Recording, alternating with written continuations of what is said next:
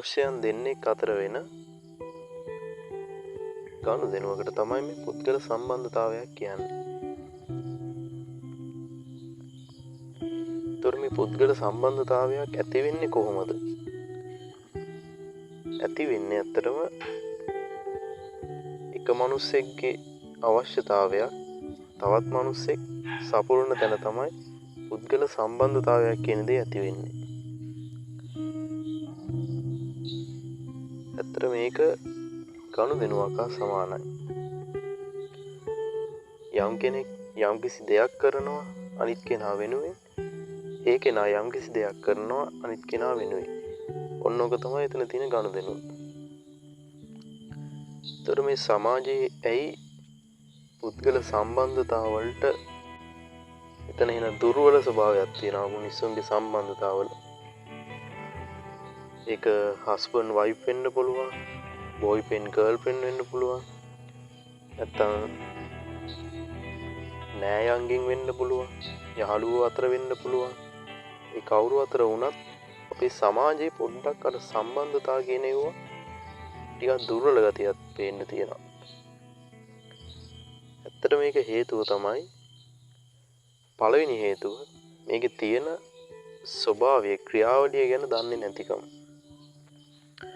ඒ කියන්නේ මොකද්ද මේ පුද්ගල සම්බන්ධතාවයක් කියන්නේ?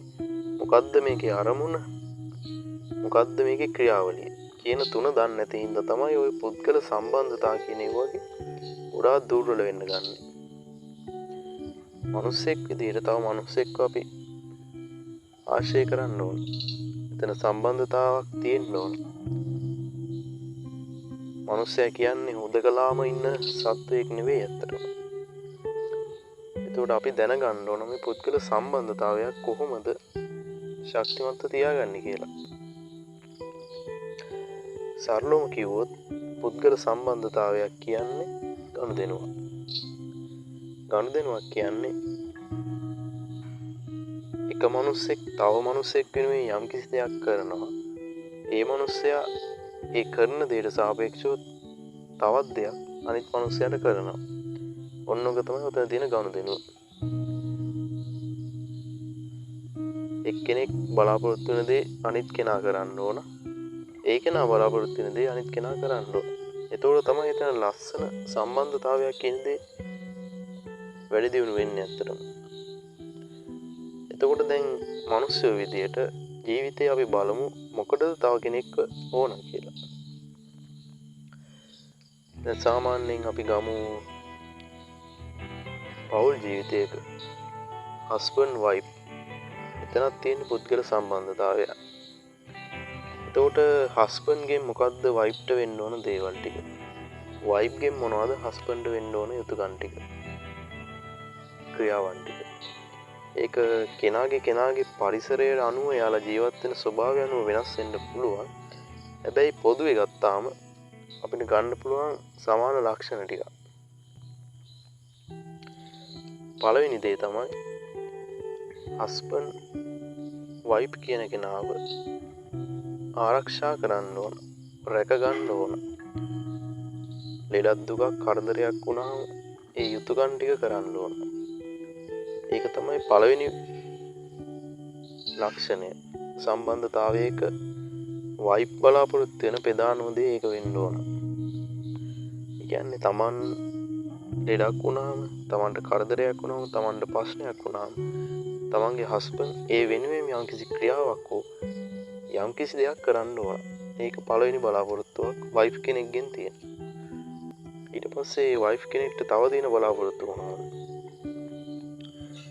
එයාට තියෙනවා තව බලාපොරොත්තු විදියට එයාගේ අනාගතය, පවුලේ අනාගතය වෙනුවෙන් හස්බන්ඩ්ගෙන් යම්කිසි උදව්වක් නැත්නම් යම්කිසි ක්‍රියාවක් වෙන්න ඕන. තමන්ගේ දරුවන් වෙනුවෙන්, තමන්ගේ පවුල වෙනුවෙන්, තමන්ගේ ආර්ථිකය වෙනුවෙන් හස්බන්ඩ්ගෙන් බලාපොරොත්තු ක්‍රියාවක් වෙන්න ඕන. මේ දෙවෙනි බලාපොරොත්තුව. මම මේ කියන්නේ හැමෝටම පොදු වෙන ලක්ෂණ ටික. ඒතකොට තව බලාපොරොත්තු තියෙනවා. ඒක තමයි තමන්ගේ සතුට වෙනුවෙන්, වයිෆ්ගේ සතුට වෙනුවෙන් යම් කිසි ක්‍රියාවලියක් වෙනවා දකින්න කැමති ඕනම කෙනෙක්. හස්බන්ඩ්ගෙන් යම් කිසි ක්‍රියාවලියක් වෙනවා දකින්න ඇත්තටම කැමති. ඒ තුන්වෙනි බලාපොරොත්තු. ඔය වගේ සීමිත බලාපොරොත්තු ටිකක් තමයි ඔය පුද්ගල සම්බන්ධතාවයක තියෙන්නේ ඇත්තට. ලොකු දේවල් නැහැ. ඒතකොට ඒ වයිෆ් කෙනෙක් හස්බන්ඩ් කෙනෙක්ගෙන් බලාපොරොත්තු වෙන ප්‍රධානම දේවල් ටිකක්. ඒතකොට හස්බන්ඩ් කෙනෙක් වයිෆ්ගෙන් බලාපොරොත්තු වෙන දේවල් මොනවද? ඒත් ඒ වගේම දේවල් ටිකක් තමයි තියෙන්නේ. Tamanට දුකක් ආවම, කරදරයක් වුණාම, ලෙඩක් ආවම ඒක වෙනුවෙන් එයා කටයුතු කරනවා කියලා ක්‍රියාවලියක් තියෙන්න ඕන එතන. වයිෆ් කෙනෙක්ගේ. දෙවෙනි එක අනාගතය වෙනුවෙන් තමන්ගේ තියෙන ටාගට් වෙනුවෙන් තමන්ගේ තියෙන හීන වෙනුවෙන් වයිෆ්ගෙන් ඒකට දායකත්වයක් තියෙන්න ඕන. ඒ දෙවෙනි එක. තුන්වෙනි එක විදිහට ගත්ත හැකි අපිට තමන් පීඩනයක දුකක ඉද්දි තමන්ව දරා ගන්න පුළුවන් කියන බලාපොරොත්තු තියෙන්න පුළුවන්. ඔය වගේ නොඑක් බලාපොරොත්තු තියෙන්න පුළුවන්. හැබැයි යවුවා ගොඩාක් නෑ මිනිස්සුන්ට. අතේ ඇඟිලි ගන්න තියෙන ගනුදෙනු තමයි ඔය දේවල්. දෙපැත්තම ගත්තොත් බලාපොරොත්තු වෙන දේවල් ගත්තොත් ඇත්තටම සීමිතයි. එතකොට දැන් මෙතන සාර්ථක සම්බන්ධතාවයක් පවත්ත ගන්න නම් වයිෆ්ගේ පාර්ශවයෙන්ුත් හස්බන්ඩ් බලාපොරොත්තු වෙන දේවල් වෙන්න ඕන. හස්බන්ඩ්ගේ පාර්ශවයෙන්ුත් වයිෆ් බලාපොරොත්තු වෙන දේවල් වෙන්න ඕන. හැබැයි අපේ තියෙන දුර්වලතාවය, අපේ තියෙන මෝඩකම, අපේ තියෙන සමාජ බීතිකාව හින්දා සදාචාරය හරි මොකක් හරි වැල් වටාරමක් හින්දා ওই දේවල් අපි කතා කරන්නේ. පළවෙනි දේ හොඳ සංවාදයක් තියෙනවා දෙන්න අතර. හොඳ ශක්තිමත් සම්බන්ධතාවයක් තියාගන්න නම් දෙන්න මේක බොයිෆ්‍රෙන්ඩ් ගර්ල්ෆ්‍රෙන්ඩ් වෙන්න පුළුවන්, නැත්නම් හස්බන්ඩ් වයිෆ් වෙන්න පුළුවන්. කවුරු වුණත් දෙන්න එක දවසට මුළු දවසම ගත කරනවානේ දෙන්න. ඒ ඉඳලා එක පැය භාගයක් රැට කතා කරන්න. අද දවසේ මගෙන් වාගේ බලාපොරොත්තු වෙච්ච දේවල් වුණාද? වයිෆ් අහන්න හස්බන්ඩ්ගේ ඩිරෙක්ට් මූණ දිහා කෙලින් බලාගෙන අහන්න. අද ඔයාගේ බලාපොරොත්තු වෙච්ච දේවල් මොනවා හරි මගෙන් වුණාද?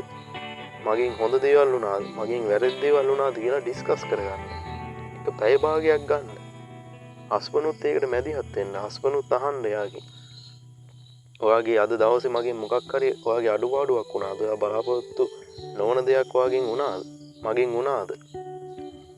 ඒතකොට මගෙන් මොනවද වෙච්ච හොඳ දේවල්? මගෙන් මොනවද වෙච්ච නරක දේවල් කියලා දෙන්නට දෙන්න තමන්ගේ ආකල්ප හොඳට අඳුර ගන්න. එතන ඇත්තටම සම්බන්ධතාව මෙතන ගොඩාක් ව්‍යාකූල වෙන්නේ දෙන්නට දෙන්නගේ අවබෝධයක් නැති හින්දා. ඒ කියන්නේ වයිෆ් කැමති දේවල් හස්බන්ඩ් දන්නේ නැහැ. හස්බන්ඩ් අකමැති දේවල් වයිෆ් දන්නේ නැහැ. ඉතින් කොහොමද මේ ලෝක දෙකක් මෙතන තියෙන්නේ ඇත්තටම? වයිෆ්ගේ තියෙන්නේ වයිෆ්ගේම ලෝකයක් එතන. එයා පොඩි කාලේ ඉඳන් හදාගත්තු එයාගේම ලෝකෙකින් තමයි එයා හැමදේම බලන්නේ. ඒතර හස්බන්ඩ්ගේ තියෙන්නේ එයාගේම සාපේක්ෂ එයාගේ දත්ත ටික. එයාගේ ලෝකයකින් තමයි එයා ලෝකෙ බලන්නේ. හැමදේම බලන්නේ. ඒතර ওই ලෝක දෙකක් අතර එකතු වීමක් තමයි සම්බන්ධතාවයක් කියන්නේ. එතකොට කොච්චර හැලහැප්පීම් ගැටීම් තියෙන්න පුළුවන්ද? ඒ හින්දා ශක්තිමත් සම්බන්ධයක් පවත්වා ගන්න නම් දෙන්නට දෙන්න සංවාද කරන්න. එක පැය භාගයක් දවසට හවසට රැයක හරි කමන්නේ දෙන්න සංවාද කරන්න. ඔයා අද දවසේ මගෙන් මොනවද වෙච්ච වැරදි? මගෙන් වෙච්ච හොඳ දේවල් මොනවද? ඊට පස්සේ අනිත් කෙනත් කියන්න. ඒ දේවල් කියන්න ඕපන් වෙලා කියන්න. තමන්ගේ සහකාරයට ඒ දේවල් ඕපන් වෙලා කියන්න. දෙන්නට දෙන්න හොඳ ශක්තිමත් සම්බන්ධතාවයක් තියාගන්න. දෙන්නට දෙන්න හොඳ ගැඹුරු සංවාදවල දෙන්න ඕන පළවෙනි දේ. ඒකෙන් ඔයාලට දෙන්නගේ දෙන්න හොඳට අඳුර ගන්න පුළුවන්. මෙයා අකමැති දේවල් මොනවද? මෙයා කැමති දේවල් මොනවද? එතකොට අනිත් කෙනාට අනිත් පාර්ශවයට පුළුවන් එයා අකමැති දේවල් නොකර ඉන්න. කැමති දේවල් කරන්න පුළුවන්. ඒතර ඒ වගේම අනිත් පාර්ශවෙනුත් පුළුවන් එයා අකමැති දේවල් වලින් ගැලවිලා කැමති දේවල් කරන්න. ඒකත් එක්ක දෙන්නගේ සමාන ආකල්පයක් තියෙනවා. ඒවත් දැනගන්න පුළුවන්. ඔය හැම දෙයකම සංවාදයක් අත්‍යවශ්‍යයි. මම දන්නවා මේ වීඩියෝ එක අහන ගොඩාක් පවුල් වල ප්‍රශ්න ඇති. හස්බන්ඩ් වයිෆ් ගොඩාක් ගැටුම් ඇති. ඔයාගේ අනිත් කෙනා, ඔයාගේ සහකාරයා හෝ සහකාරිය හැදෙයි කියලා හිතන් ඉන්න එපා. මොකද ඔයා හිතන් ඉන්න එක ඔයාගේ ලෝකෙට සාපේක්ෂව තියෙන தත්ත්වයක්. ඔයාගේ හිත කියවන්න බෑ ඒ කෙනාට. ඔයා කොච්චර ඒ දේ බලාපොරොත්තු වෙවි හිතින් විඳෝ හිටියත් ඒක නා හැදෙන්නේ නැහැ. ඒක යාට තේරෙන්නේ නැහැ. ඒකට තමයි මේ කටක් දීලා තියෙන්නේ. සංවාදයක් කියන්නේ ඒකයි. සංවාද කරන්න. එයත් එක්ක සාකච්ඡා කරන්න.